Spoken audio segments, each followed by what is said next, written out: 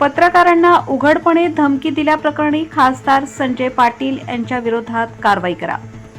कळवण तालुका मराठी पत्रकार संघाची मागणी. पोलीस निरीक्षक खगेंद्र टेंभेकर यांना दिले निवेदन.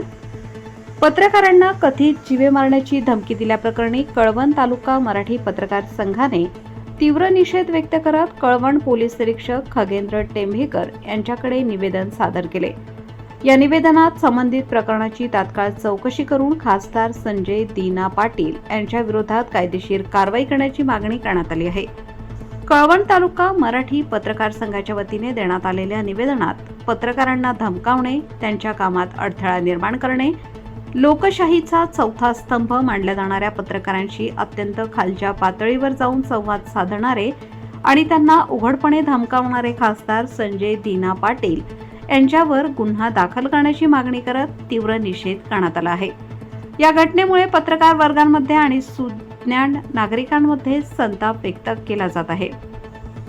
पत्रकारांची सुरक्षा सुनिश्चित करण्यासाठी आवश्यक त्या प्रतिबंधात्मक उपाययोजना आणि कठोर कायदेशीर कारवाई करण्याची मागणीही करण्यात आली आहे.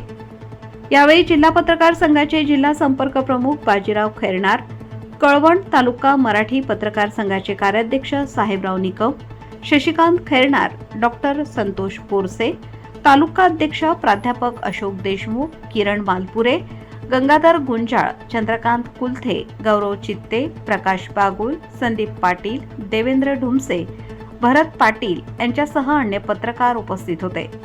पत्रकारांच्या सुरक्षिततेचा प्रश्न अत्यंत गंभीर असून लोकशाहीच्या चौथ्या स्तंभाचे संरक्षण करण्यासाठी प्रशासनाने तातडीने योग्य ती कारवाई करावी अशी एकमुखी भूमिका उपस्थित पत्रकारांनी व्यक्त केली.